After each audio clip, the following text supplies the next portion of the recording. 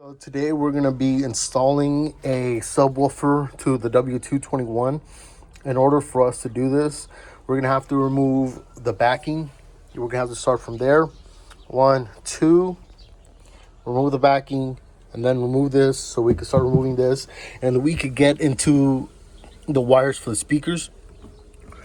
We're going to connect the wires from the speakers, positive, negatives, left and right side, onto here. Once we connect that onto here, we're gonna get I believe it's the remote in or remote out. I'll let you guys know at the end. We're gonna connect that to the amp where it says remote. That's gonna tell the amp to turn on. Once we do that, we're gonna ground it. Once we ground it, we should be good to go. Next, don't worry about the 12-volt battery because we're gonna put this setting into GTO. That's good to go for me. Basically, it just turns on when the subs turn on or the radios turn on. That's gonna tell this to turn on. So GTO, remember that. Finally, we're gonna end up connecting the left and the right to the amp. That's gonna go right here. Bam, bam.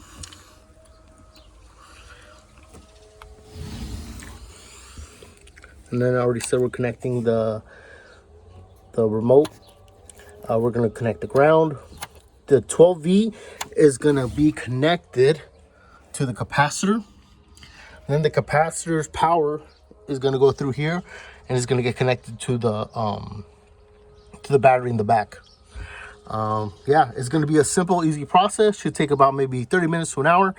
I'm going to guide you, and then I'm going to also get a picture and explain where each wire goes, okay? So this should be easy. First, I know that we're going to have to start off by removing this one, 2. We're going to pop that out. Once we pop that out, we're going to start moving everything, all right? So be right back. All right, so how we're going to remove these pieces, you already see the 2 side pieces, 1, 2. Pop them out. You're gonna pop them out by pulling on the tab. Once that pops out, you're gonna pop it. Once that pops, this comes out. You're gonna get 2 of those. Finally, you're gonna have to move this up. As you're moving it up, or you can do that last, you're slowly prying back and you're seeing where these things go. You're gonna have one at the edge, pop. Right here, pop, pop, pop. Mine's already came out. Pop. Bam. Once that pops out, then that's when we'll move this and we're able to take that out. All right?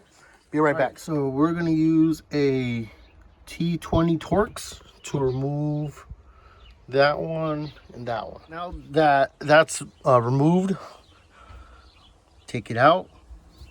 Make sure you always thread these just a little bit and place them where you won't be they won't be lost. So now we're just gonna go here, put our fingers in there and pop it out. Be right back. Try to remove these, and in order to remove it, there's actually, you see that we're gonna have to pop that little rivet on the left, pop the rivet on the right, and I think there's only 2, and then we'll be able to remove this whole piece entirely. Okay, so I made a mistake. Do not remove this first because you're gonna have to get in here, get on your back. And actually, I believe we may have to remove these before taking the bottom piece out. And this pulls out. After it pulls out, you see these tabs, pulls out. Then we'll be able to start doing these and removing these rivets. I'll let you know what I have to do, right? Be right back. So I removed those 4 screws, 2 on each side. And you put your finger through here and you see, hey, what else is next, right? Those are the 2 screws I was telling you about. Then in the middle, there's like there you go, the little rivet. After the rivet, there's these 2. After you do that, you grab it and you pull it back. So what I did was I started from here and I started yanking and pulling this way to the right. So you go over here, pull to the right. As you're pulling to the right, everything should come out of here because it's kind of backed up in there. You do the same thing with the right side, except you pull to the left, and then once done, pull out. Now I'm gonna do this left side piece. I'm gonna do this left side piece. I only see one screw here, so we're gonna see how to remove it. Last thing I wanted to, one screw. I see a little rivet right here. 2 rivets, so 1 screw, 1 rivet. I'm gonna see what else. Finally, once you're done removing this, install this back piece again, so you actually have room to work with. All right, be right back. I'm back. This process was a bitch.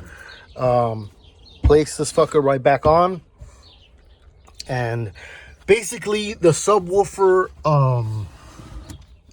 connection that you're gonna have to do. Let me see if I can zoom in.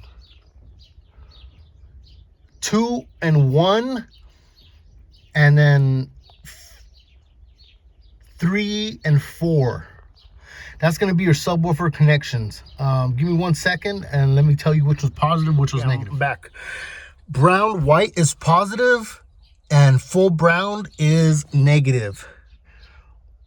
White blue is positive and then full blue is negative. You're able to do it through here if you want. But what I recommend is going through the back. 1 second.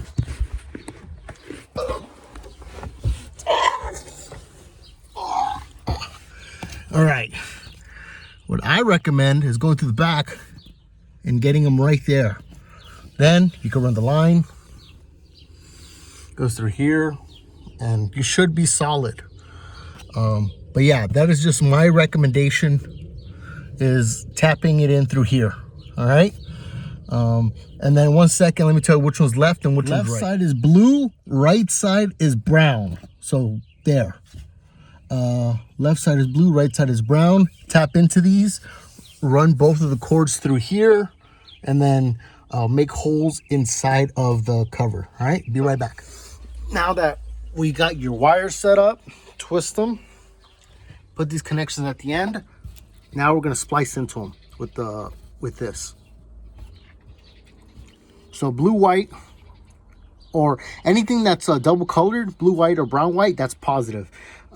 Solid color is going to be negative. And then positive, negative, that's going to be easy, just in case I have to come back and I forget what's what. So now I'm going to go into the back, splice into them, and then hook these suckers up. Okay? Spliced into the cords here in the back. Oh, fuck. Stand by. Oh, fucking shit. 1 second. I spliced into the speakers in the back. Remember, the striped ones are positive, the solid ones are negative. It's white, blue, positive, solid blue, negative, and then white, brown, positive, solid brown, negative. All right. So before we even do anything, now we're going to connect it to the receiver and see if it's actually has a good splice. If it turns on, good splice. If not, then we're going to have to go back and fix it. All right, you guys. So everything's connected. I just turned it on. How to connect it, again, left with left, right with right. I already showed you. This, we're going to run it through. I'm going to show you how to run it through. The remote out is going to go in the remote section. The 12 volt is going to go into the 12 volt. The ground is going to go to the ground, and then the ground, I recommend just grounding it there.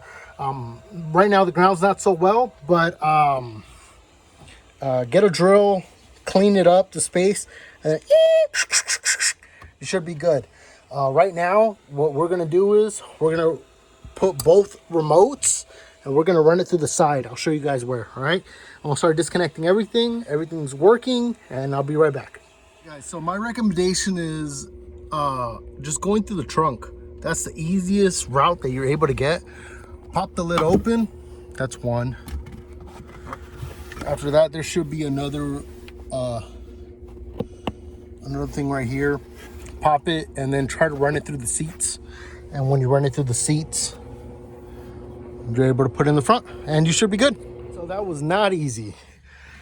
basically, the wires are gonna run through here. You're gonna feed it down through here. Once you feed it down through here, start pulling it out and start tucking everything back inside here. Tuck, tuck, tuck, tuck, tuck, tuck. These two wires are gonna go through the side. Pop it from here and then pull up. All right, so once you tuck everything inside here, then you're gonna see this little thing. Right here, bam, bam. This. You're gonna start peeling it back. Peel that back. As you're peeling it back, put it through there.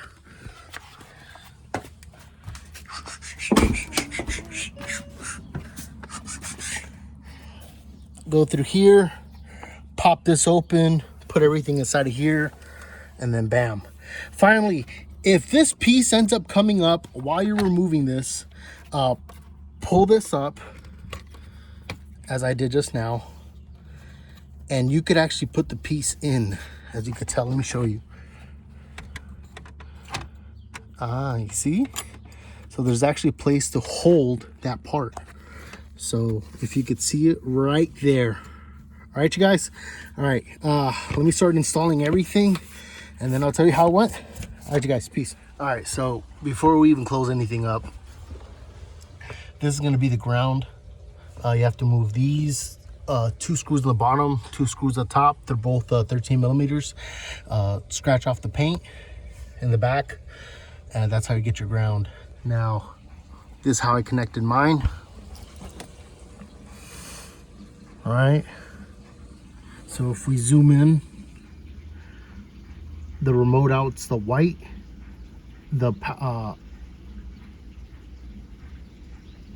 Oh, that's where I messed up. Okay, the remote out is the white. The 12 volt is the yellow, and the ground is the blue.